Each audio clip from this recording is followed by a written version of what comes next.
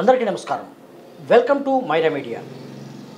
రాష్ట్రంలో సార్వత్రిక ఎన్నికలు తుదిఘట్టానికి చేరుకున్నాయి. ప్రస్తుతం అయితే ఇక కొన్ని గంటలు మాత్రమే ఉంది ఓటింగ్ అని చెప్పుకోవచ్చు. ఈ పరిస్థితుల్లో రాష్ట్రంలోని మరి ఎన్నికల పరిస్థితి ఎలా ఉంది, ప్రజల పరిస్థితి ఎలా ఉంది, ప్రజల నాడి ఎటువైపు ఉందనే అంశం మీద మనతో మాట్లాడటానికి వైఎస్ఆర్సీపీ మరి నాయకులు, సీనియర్ నాయకులు అనుకోవచ్చు, నర్వనేని మురళి గారు మనతో ఉన్నారు. ఎలియాస్ మియాపూర్ మురళి కూడా అని అంటారు. నమస్కారం అండి మురళి గారు. నమస్కారం. బాగున్నారా? బాగున్నాను. ఏంటి చాలా రోజుల తర్వాత మళ్ళీ వైఎస్ఆర్సీపీలో యాక్టివ్ అయ్యారు. ఏంటి అసలు పరిస్థితి? లాస్ట్ ఎలక్షన్స్లో కూడా వైఎస్ఆర్సీపీ తరఫున పనిచేశానండి. ఎలక్షన్స్ అయిన తర్వాత మళ్ళీ వ్యాపారం నేను అంత సైలెంట్ అయిపోయాను. మధ్యలో మళ్ళీ వ్యాపారాలు ఇవన్నీ మళ్ళీ ఈలోపు ఎలక్షన్స్ రావడం, మళ్ళీ అరుణ్ గారు, ఎమ్మెల్సీ అరుణ్ గారు కానీ డాక్టర్ గారు కానీ మళ్ళీ నన్ను రిక్వెస్ట్ యాక్టివ్ అవ్వమని కోరటం, నేను కూడా యాక్టివ్ అయ్యి పాల్గొంటున్నానండి. ఓకే మురళి గారు, యాక్చువల్ నందిగామలో చూసుకుంటే నందిగామ ఒక చైతన్యవంతమైన రాజకీయంగా చైతన్యవంతమైన ప్రాంతం అని చెప్తూ ఉంటారు. అవును. ఏంటి లాస్ట్ టైం 2019లో మీరు గట్టిగా కృషి చేశారు. అవును. వైఎస్ఆర్సీపీ గెలుపులో కూడా మీ పాత్ర ఉంది. అవును. ఈసారి ఎలా ఉండబోతుంది? ఈసారి కూడా డెఫినెట్గా అంతకన్నా ఎక్కువ మెజార్టీతో గెలవబోతున్నారండి. మొండితోక అరుణ్ కుమార్, డాక్టర్ జగన్మోహన్ రావు గారు. ఓకే, బ్రదర్స్ మొండితోక బ్రదర్స్ నందిగా వచ్చిన తర్వాత ఏంటి అసలు ఏమన్నా అభివృద్ధి ఏమైనా ఉందా, లేకపోతే మార్పు ఏమైనా జరిగింది అనుకుంటున్నా? మార్పు జరగడానికి 2 years కోవిడ్ అయిపోయిందండి. ఆ 3 years కూడా వాళ్ళతో అయిన వరకు బాగానే చేశారు. ఇంకోటి ఏంటంటే ఇక్కడ ఎమ్మెల్సీ అవ్వడం ప్లస్ ఈయన ఎమ్మెల్యేగా ఉండటం, నిత్యం ఎవరో ఒకళ్ళు ప్రజలకు అందుబాటులో ఉంటారు. ప్లస్ ఆయన వృత్తి కూడా డాక్టర్ కాబట్టి ఆయన అటు సేవలు అందిస్తూ జనాలు అందరికీ కలిసిపోవడం, మర్యాద మంచితనం అందుకుంటాం జనాలకు నచ్చింది. ఇంకోటి మళ్ళీ గెలవడానికి కారణం ఏంటంటే వీళ్ళు మళ్ళీ ప్రత్యేకించి నందిగా కూడా ఒక మేనిఫెస్టో ఇచ్చారు. ఎలా ఉంది అది? స్థానిక మేనిఫెస్టో బాగుంది. ఇంతకుముందు జరిగిన డెవలప్మెంట్స్ కూడా దృష్టిలో ఉన్నాయి జనాలకి. అవును. దానికి తోడు ఈ ఎస్సీ ఎస్టీ బీసీ వాళ్ళకు కూడా ఈ సంక్షేమ పథకాలు అన్నీ కూడా అందరికీ అందినాయి, ఏ పార్టీ సంబంధం లేకుండా. ఓకే. సో దాని మీద మా అనాలిసిస్ ప్రకారం ఇంకా లాస్ట్ టైం కన్నా ఎక్కువ మెజార్టీతో గెలుస్తారు మా ఆలోచన. నందిగామ ప్రాంతం ముఖ్యంగా చూసుకుంటే మెట్ట ప్రాంతం, వ్యవసాయ ఆధారిత ప్రాంతం, ప్లస్ సుబాబులు ఎక్కువగా పండుతున్న ప్రాంతం అన్నమాట. దీన్ని వ్యవసాయ పరంగా డెవలప్ చేయడానికి ఏంటి ఆ ప్రణాళికలు ఏంటి అసలు?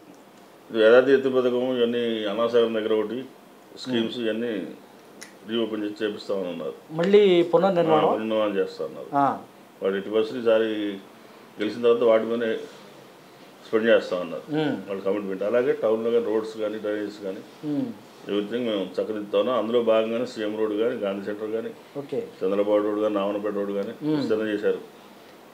ఈ రోడ్డు విస్తరణ చేయడానికి కూడా ఎటువంటి గొడవలు కానీ ఎవరికి ఇబ్బంది పెట్టకుండా అందరితో మాట్లాడి అందరూ ఒపీనియన్ తీసుకుని దాని ప్రకారమే డబల్ రోడ్ లాగా చేసి డివైడర్ వేసి సెంట్రల్ లైటింగ్ పెట్టి మీరు అన్నారు సిటీ లాగా ఉంది. మీరు అన్నారు ఒక మాట అన్నారు, వేదాద్రి ఎత్తిపోతల పథకం అన్నారు.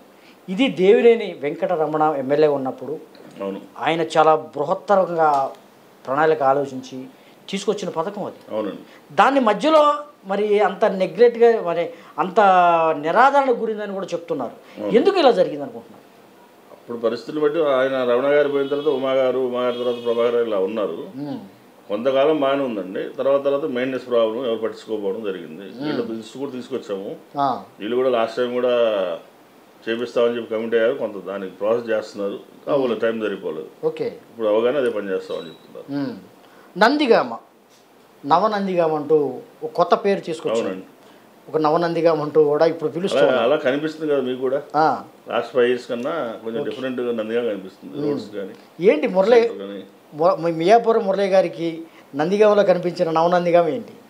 అదే అండి, మన సీఎం రోడ్ కావచ్చు, గాంధీ సెంటర్ కావచ్చు, అన్ని రోడ్స్ కూడా విస్తరణ చేశారు, సెంట్రల్ లైటింగ్ చేశారు, డ్రైనేజ్ కట్టించారు.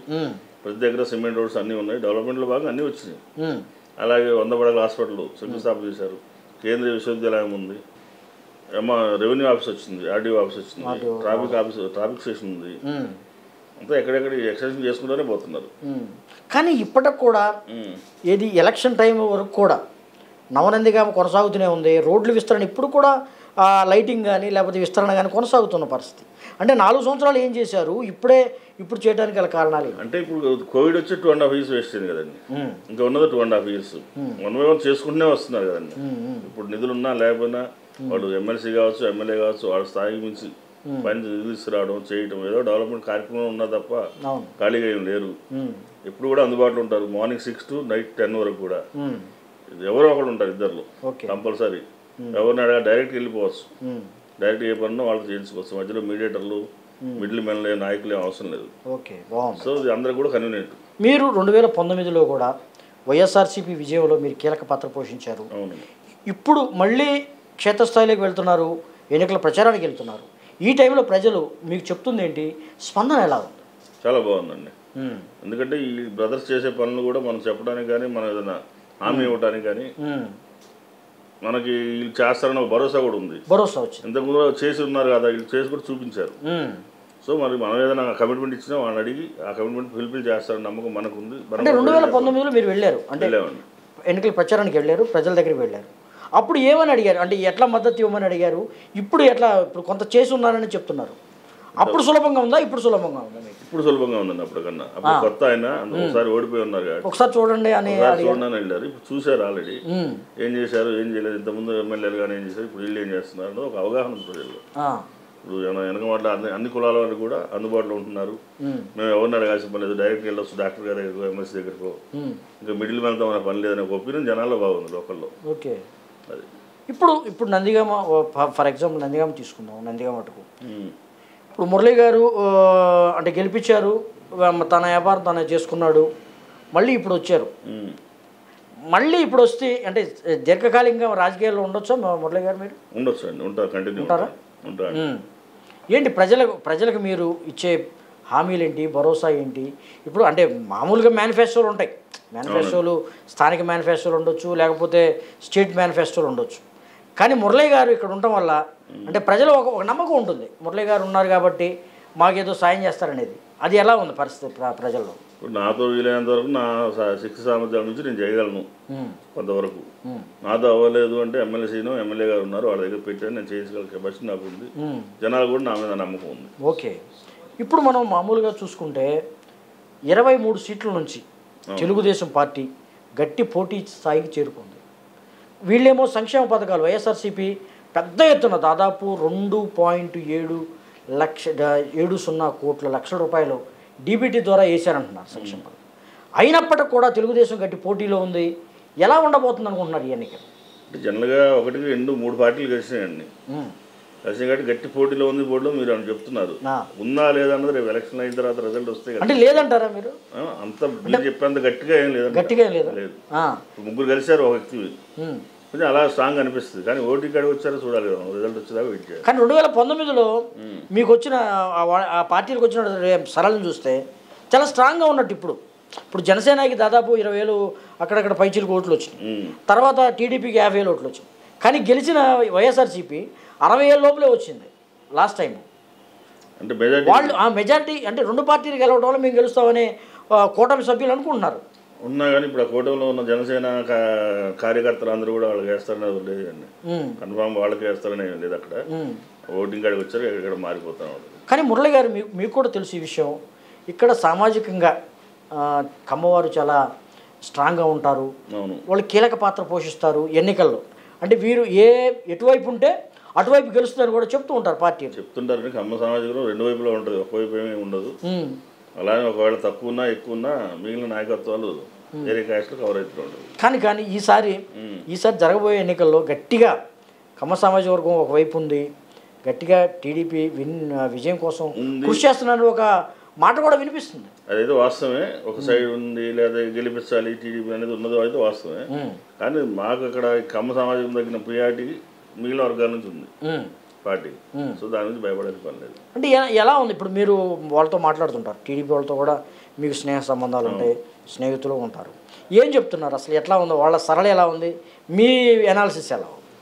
వాళ్ళ దగ్గర అంటే నా ఒపీనియన్ ఏంటంటే ఓటు బ్యాంక్ ఉండొచ్చు, దాన్ని ఓటుగా తీసుకెళ్ళి వేయించుకునేంత కెపాసిటీ అక్కడ లేదు, నా నాయకత్వం లేదు. ఓకే. మీరు అన్నారు ఇందాక కలిసి వచ్చే విషయం అది. మీరు ఒక మాట అన్నారు, ఎస్సీ ఎస్టీ బీసీలు స్ట్రాంగ్గా ఉన్నారు వైసీపీ ఓటీకి.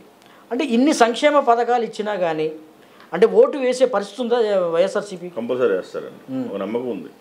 ఇవి కంటిన్యూ అయితేనే ఉంది.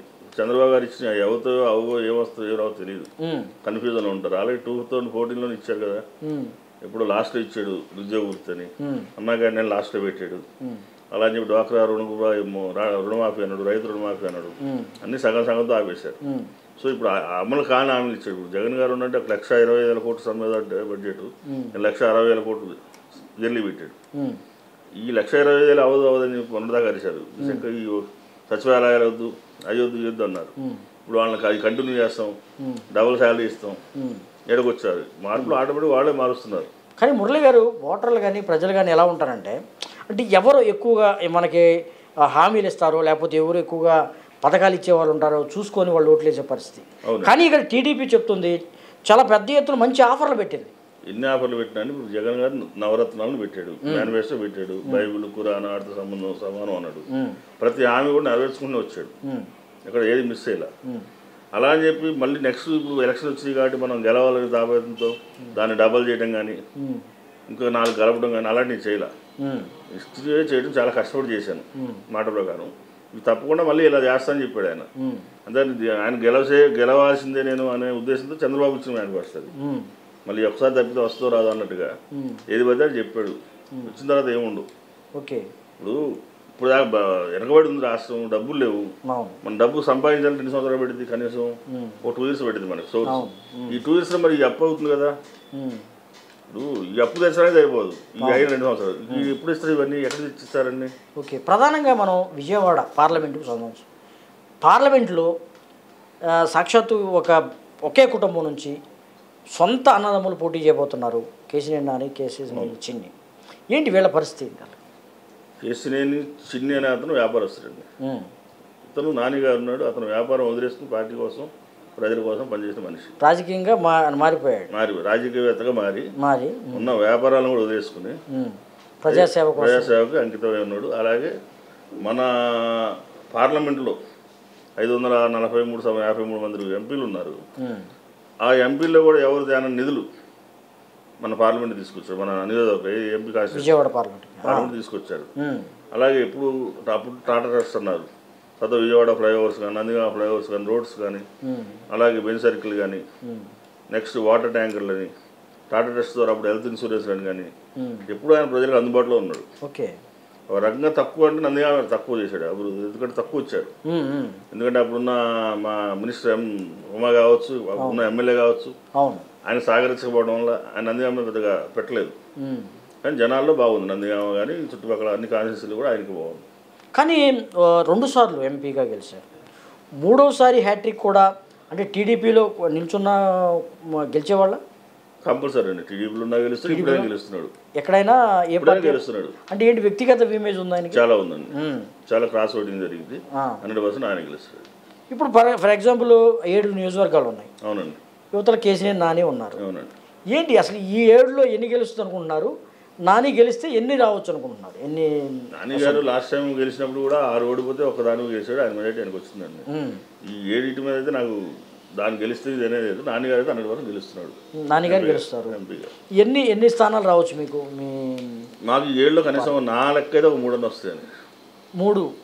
3 అయితే కష్టంగా ఉంటుంది కదా. ఎందుకండి ఎంపీ కష్టంగా ఉండదు, ఒక్కళ్ళు గెలిస్తేనే లాస్ట్ టైం ఎంపీ అయ్యాడు ఆయన. ఆ 3 ఏమైంది అనుకుంటున్నారు? ఇంకా అది నేనేం చెప్తానండి. 7 అంటే 4 టీడీపీ గెలబోతుందనే, గెలవచ్చు నందిగామైతే గెలుస్తుంది. నందిగామైతే మీ అనాలిసిస్ ప్రకారం నందిగామైతే గెలుస్తున్నారు, మళ్ళీ వైసీపీ జెండా ఎగరేస్తుంది. ఇది మురళి గారు చెప్తున్నారు. వైసీపీ జెండా మళ్ళీ మరోసారి నందిగామ గడ్డ మీద ఎగరబోతుంది. అంతేకాకుండా వ్యక్తిగత ఇమేజ్తో పాటు పార్టీ ఇమేజ్ కూడా ఈసారి యాడ్ అవడంతో మళ్ళీ కేశినేని నాని మరియు మరోసారి పార్లమెంట్లో 1,00,000 మెజారిటీతో మరోసారి లోక్సభలో అడుగుపెట్టబోతున్నారు. హ్యాట్రిక్ ఎంపీగా సాధించబోతున్నారని కూడా చెప్తున్న పరిస్థితి. నమస్కారం అండి మురళి గారు.